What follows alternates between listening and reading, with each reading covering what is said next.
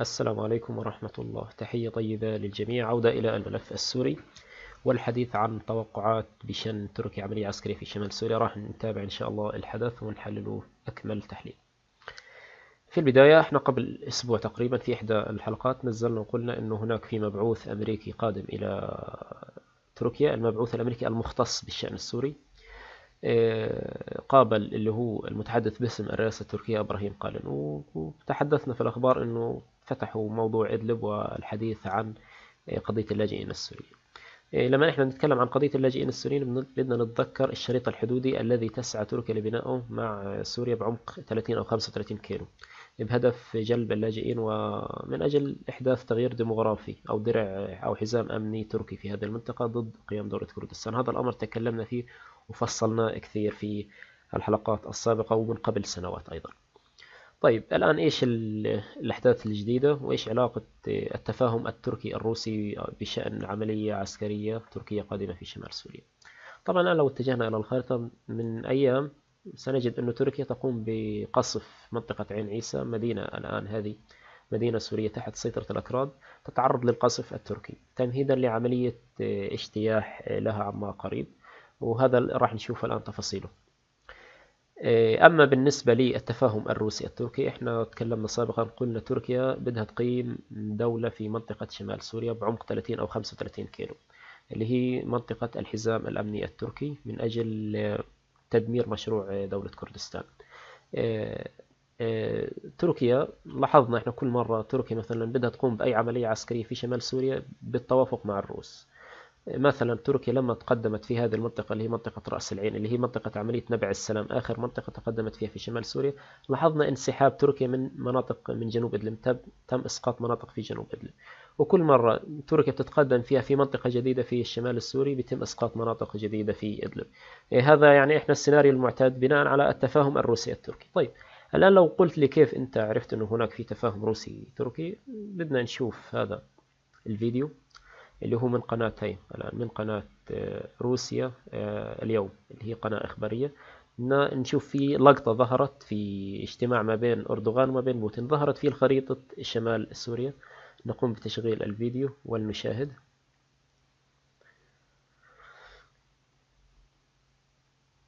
لاحظ بوتين يؤشر إلى أردوغان ويقول له اخفي الخريطة اللي أمامك، بدناش إياها تظهر على وسائل الإعلام. هذا الكلام قبل سنتين تقريبا، يعني في تاريخ 22/10 عام 2019.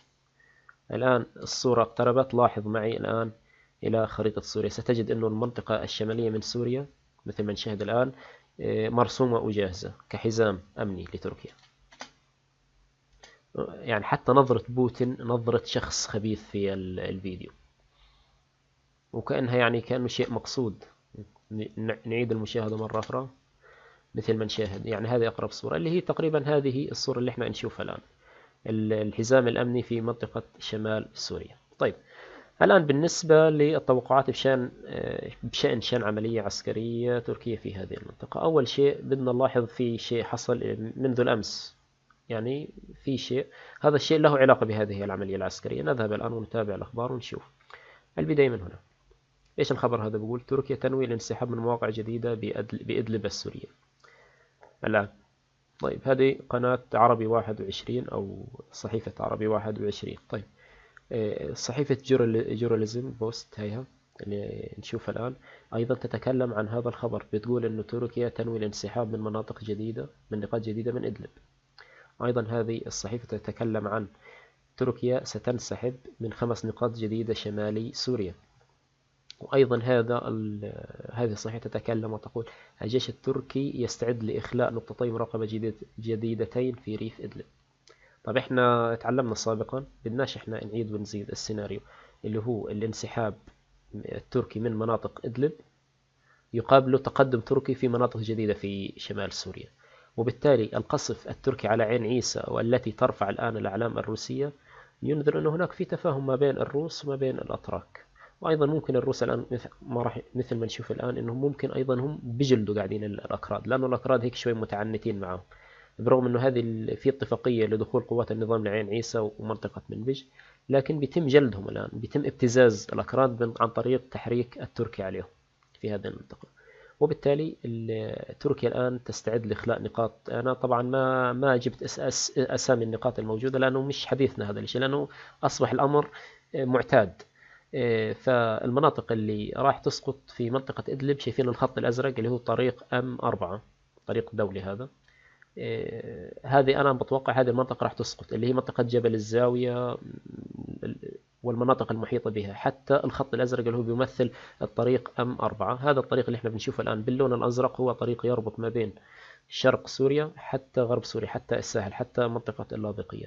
وبالتالي على حسب الاتفاقية الروسية التركية اللي أنا أشوفه الآن، أنه تركيا لازم تنسحب من هذه المناطق اللي هي المنطقة المحيطة بجبل الزاوية، وربما أنه تكون جبل الزاوية تبقى بيد الأتراك، لكن أنا ما أراه الآن. لو بدي أعيد رسم الخارطة من جديد سنعيد رسمها هكذا، بحيث أني أجعل المناطق هذه كلها تحت سيطرة النظام، وتبقى الشريط الحدودي الجديد الذي سيمتد من الطريق M4 إلى أقصى شرق سوريا، وبالتالي من المتوقع سيطرة تركيا على كامل الشريط. طيب الآن عملية التحرك العسكري التركي باتجاه عين عيسى له هدف استراتيجي مهم في الأيام القادمة. لو بدي يصير تحرك عسكري تركي، إيش الهدف من هذا التحرك؟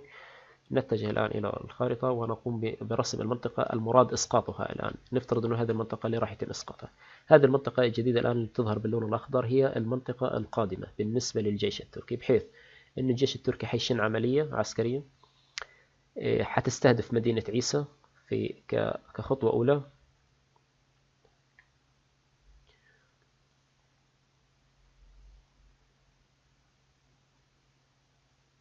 تستهدف مدينة عين عيسى، وعملية إسقاط مدينة عيسى لها هدف استراتيجي اللي هو قطع الطريق M4، هذا الطريق اللي احنا بنشوفه بالأزرق، ما بين الأكراد أو المدد الكردي اللي يأتي من شرق وجنوب سوريا باتجاه مدينة منبج، وأيضا قطع الطريق ما بين الرقة وما بين منطقة منبج. ممكن أنت تسأل تقول طيب يعني الأكراد الآن هم موجودين في منطقة منبج، طب هم يعني بيستطيعوا أنهم يتجهوا جنوبا مثلا باتجاه حلب أو باتجاه هذه المناطق الجنوبية؟ لا، الآن هذه المناطق كلها تحت سيطرة النظام بالكامل.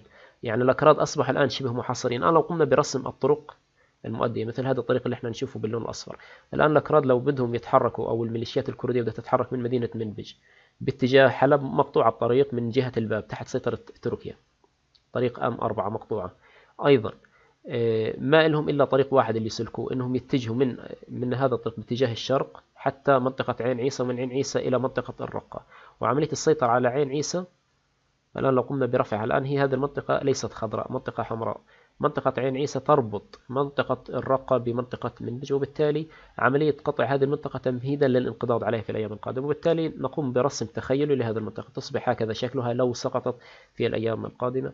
أيضا القوات التركية راح تسيطر على مدينة منبج، والله أعلم ضمن المخطط اللي متفق عليه. طيب إحنا إيش راح نستنتج الآن من هذه الخارطة؟ في شيء إحنا راح نستنتجه، راح نستنتج إنه لو فعلا أنه هناك اتفاق روسي تركي بشأن سيطرة تركيا على شمال سوريا، معناته مدينة حلب تدخل ضمن السيطرة التركية. يعني الأيام القادمة أيضا بعد إسقاط مدينة منبج، وبعد إسقاط مدينة عين عيسى، وبعد إسقاط مدينة عين العرب التي تسمى كوباني الآن، حتكون هناك حملة تركية من أجل التقدم في هذه المنطقة والسيطرة أو الوصول إلى مشارف مدينة حلب أو السيطرة على نصف مدينة حلب. فلك أن تتخيل معي أن تركيا تدخل إلى هذه المنطقة، وبالتالي سيكتمل الشريط الحدودي الأمني بالنسبة لتركيا، وتبقى مرحلة أخرى اللي هي المرحلة الأخيرة، وتشمل سيطرة تركيا على شمال شرق سوريا، اللي هو احنا راح نرسمه الآن بهذا الاتجاه، وتصبح لدينا الخريطة الجديدة لدولة سوريا الجديدة أو المنطقة اللي راح يتم إنشاؤها. طبعا تركيا لابد أنها تأخذ ضوء أخضر أمريكا وموافقة أمريكا بل دعم أمريكي في هذه المنطقة، لأنه على الأقل بيتم استخدام تركيا في عملية التقسيم. الآن العرب أو اللاجئين في سوريا حيكونوا لاجئين في هذه المنطقة، وبالتالي هنا في دولة جديدة سيتم إنشاؤها في هذه المنطقة. هذا بالنسبة لعملية العملية العسكرية التركية القادمة في المتوقع يعني في منطقة السورية. طبعا احنا لو حصلت العملية راح نتبع بإذن الله تعالى مجرياتها بدقة متناهية.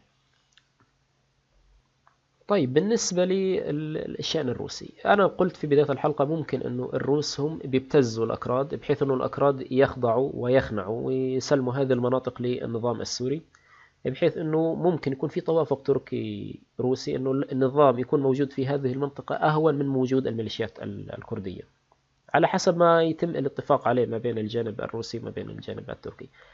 لأنه الآن أنا قرأت خبر في الصحيفة اللي هي موقع سبوتنيك الروسي، قرأت خبر يعني روسيا جالسة بتقدم المنطقة بطريقة ناعمة لتركيا. صيغة الخبر لا توحي أنه فيه تصعيد روسي تركي في هذه المنطقة. الآن نذهب ونشاهد الخبر اللي هو هذا الخبر من سبوتنيك.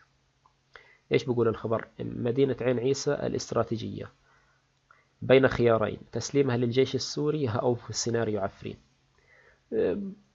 بفصلوا في الخبر وبتكلموا انه هذه المدينة مدينة استراتيجية، السيطرة عليه هو تمهيد لسيطرة تركيا على عين العرب كوباني وعلى منطقة جرابلس.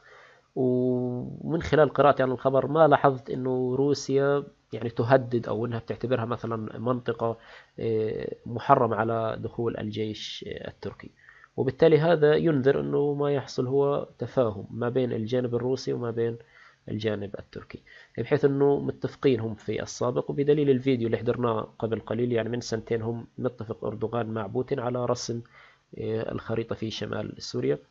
وبرغم انه كل مرة في كل محادثات ما بين تركيا وما بين سوريا بيتحدثوا بيقولوا انهم بيتفقوا على وحدة الأراضي السورية، بند من ضمن البنود انه روسيا تشدد على وحدة الأراضي السورية.